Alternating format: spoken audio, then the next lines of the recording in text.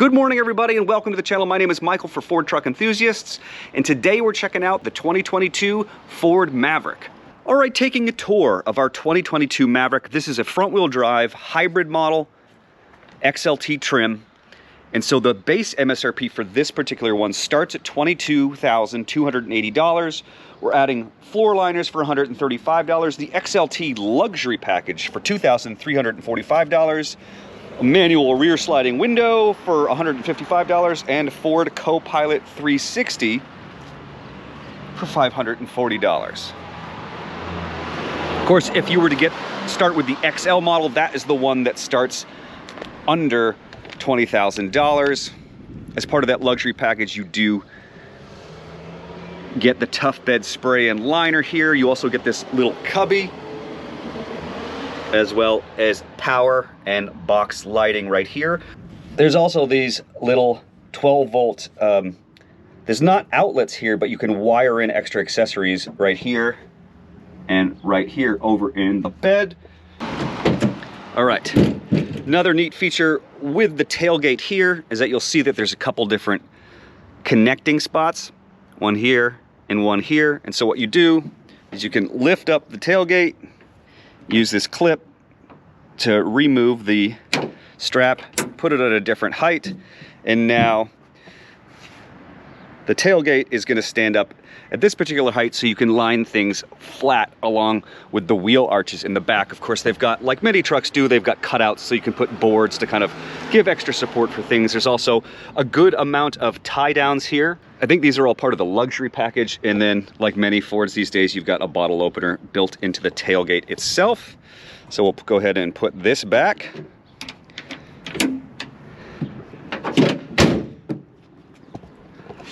Also part of this package, you've got a tail hitch. With the hybrid and front wheel drive model, you can tow up to 2,000 pounds. And if you were to upgrade to the EcoBoost engine, you would be able to get 4,000 pounds of towing. Got the side entry as well.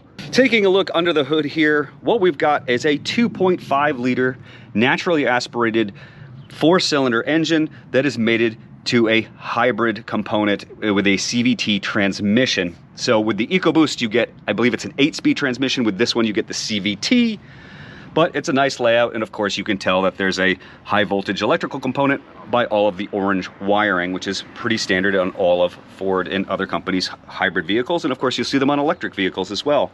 But it's a pretty open engine bay. Funny enough, you know, despite being such a compact vehicle, sharing the platform with the Ford Escape and the Ford Bronco Sport, there looks like there's a fair amount of room to work on this. Also, as part of the XLT package, we've got 225/65R17 tires with these magnetic gray metallic wheels that look really, really nice. And they match up with the kind of the plastic trim that goes around the different sections of the bumper.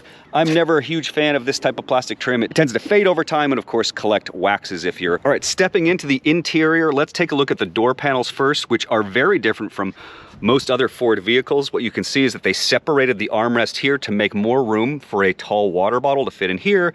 Little extra storage. All this is kind of like a plastic. They kind of, there's some, I don't know if you guys can see them, some kind of diamond etching into here, angular, kind of modern aesthetic. All, you know, plastic, cheap. Got your fuels panel over here. This is the blue interior that, again, I believe this comes with the XLT luxury package, which is going to add your heated seats up front and a heated steering wheel, leather steering wheel. Very similar to the Bronco Sport and Escape. Really lovely steering wheel with a nice bit of controls. You got a two-tone blue seating, blue and gray seating in here. Nice materials, pretty good seats. They're kind of familiar, you know, they kind of remind me actually of like Crown Victoria seats. They do the job, a little bit of bolstering, nothing special, nothing terrible. Turning on my light here. Okay, nice deep center console right here. More storage right here. Cup holders, change holders, and room for phones to kind of sit over here. There is no wireless charging pad, but you do get USB-C and a USB-A. Over here, we've got our different drive control modes, which you can see popping up over here. You got normal mode, tow haul, slippery, Eco and Sport mode. Stay in normal. Got your traction control button here and your auto hold button right there. HVAC controls, again, I believe this is an upgrade as part of that luxury package. Digital climate control, so you just set your temperature here, turn the system on and off. You can set different levels of fan noise, so auto 1, 2, or 3, or adjust your fans manually. This one also has heated side mirrors. And up here we've got our audio system, which is a Sync 3. It is kind of one of the downsides of this that this platform has not starting off with Sync 4, but generally speaking, this works really well, and it includes wired Apple CarPlay and Android Auto, which I can show you right here. There we go. Whoops.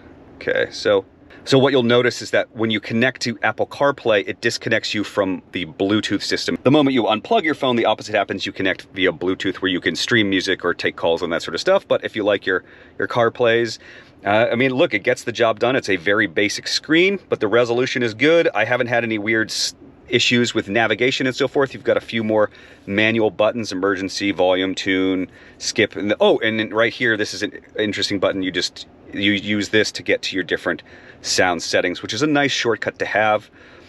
Of course, you can go to Apple CarPlay there. You hit forward to go back to the main menu. And yeah, it just gets the job done. You got a little bit of storage up here, a little bit of weird storage here, I guess, if you wanted. Glove box over here, passenger airbag on and off, lights right here. Other features up here, you guys, you get a lane keep assist. You can check out your music, your phone, other vehicle settings right here. You're all just kind of operating these buttons over here. Heading into the back seat, you guys, you can see you've got that manual sliding glass window here.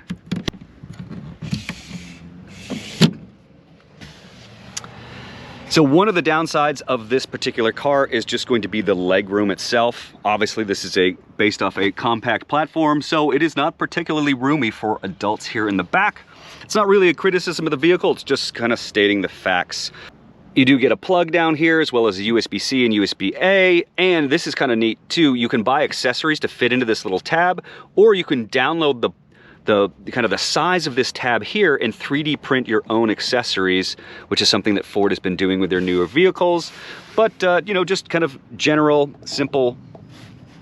Back here, matching kind of two-tone with the orange stitching in the back. Nice for smaller children. You could get 4 adults in here in kind of a pinch, but you know, going to the beach or something like that. But generally speaking, not a very big vehicle. And the interesting doors with the room for water bottles and everything kind of follows back here to the rear doors as well.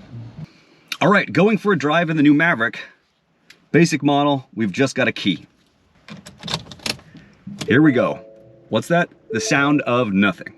All right, so driving the new Maverick, look, I know, like, the bigger, badder trucks are super fun and much more practical for pros and people who do big construction work and want to tow heavy things and all that sort of stuff. But I actually grew up driving smaller trucks. My grandfather had all the Rangers and S10s and Tacomas and all regular cab, all 4 cylinders, no options. So, I mean, I was lucky. Those things didn't have air conditioning. I was super stoked when one of them got a cassette player, right? Coming from that history, having spent so much, I learned to drive manual, you know, on these little trucks like this. And I have to say that this just absolutely blows all of those trucks out of the water. Not necessarily for looks, but from a driving standpoint, from a fuel economy standpoint, this thing is absolutely terrific. Now, a lot of that has to do with the chassis, of course. This vehicle, the Maverick, shares a platform with the new Bronco Sport, which is based on the Ford Escape, of course, and that is a crossover platform, front-wheel drive architecture, and is just very, very smooth. It's not, you know, not sports car-y, it's not luxury car, it's not the best suspension in the world, but it is really, really comfortable, smooth, and so the steering feels much tighter than something you'd find in a classic Ranger, you know, before the kind of the modern reinterpretation of it, the larger one. Here's the fuel economy I can show you. Again, 33.2 miles MPG today. It was up at like 34.5 yesterday. I did a lot of, while filming and exploring the car, it was sitting while on, which I believe will reduce the overall economy of this trip, but just wanted to show you what the gauge actually read. What I find particularly interesting about this is just that, You know, this is conceivably a truck that you could fill up once a month if you drive 100 miles or less a week, which is pretty fascinating and pretty cool, I think. Also, I think it's really smart, generally speaking, for them to make this a 4-door, 4-passenger, 5-passenger vehicle. I think it's really smart for people with small children or who want to keep their tools and stuff kind of locked up in the back. Of course, the only sacrifice to this is that you're losing some bed space. A lot of regular trucks that come with a 6-foot bed or an 8-foot bed. So, you know, if you need to haul mulch or do any of those types of things where you're using the bed mostly, this might not be the truck for you. But at the same time, this is so much more comfortable than any of those vehicles, and it drives really, really nicely. The one thing I will say though is that there's a bit of an it doesn't quite have that much room here down where on the dead pedal where my left foot is sitting. It kind of, you know, kind of turns in that area, and it you know, it wouldn't be necessarily comfortable on a cross-country drive in that sense. The stereo, for whatever that's worth, is actually pretty good as well. And it's, again, all the trucks that I had growing up, they didn't have air conditioning, and they basically had a radio with like 1 speaker in the dash or maybe 2. So this is just a huge upgrade to have 4 speakers, to have it sound reasonably good, have it work with a phone. You've got a backup camera. This thing has Ford 360, which, you know, has rear cross traffic alert, and it's just a really, really comfortable vehicle to drive around, and it just feels tighter and more put together than a body on frame truck, which of course, you know, oh look, here we go. Here's the King Daddy F-150 Platinum going up here with EcoBoost engine. But yeah, it's a really, really nice package, and it drives really well, and it's a massive upgrade for anybody that grew up with kind of those old school trucks. One more thing about mileage, as you can see, it's already been going up since, again, I'm not sitting around doing anything, but check this out. When you turn off the car, you get an update of what your last drive was in terms of trip and fuel mileage and everything like that. So you can see we went 3.3 miles, 1.7 miles electric, and we're getting 47.3 mpg. So I think most folks are gonna do better than I have been getting for MPG, because most folks don't sit in their vehicles with them on making videos. All right, folks, there we have it. The all-new Ford Maverick, hybrid front-wheel drive, under $27,000. I think there's a lot of value in this truck. What do you think? Let me know down in the comments below, or if you're over on Ford Truck Enthusiasts, let me know in our forum thread. As for me personally, I think it's an absolutely great truck. It drives really well, it's comfortable, it's practical, it's basic. It just gives you everything you need and nothing you don't. It's a no-frills, small, compact truck, and I think it would be great for small business owners, for handymen, for folks who you know, do yard work and that sort of stuff, the stuff I kind of grew up doing with my grandfather driving these size trucks.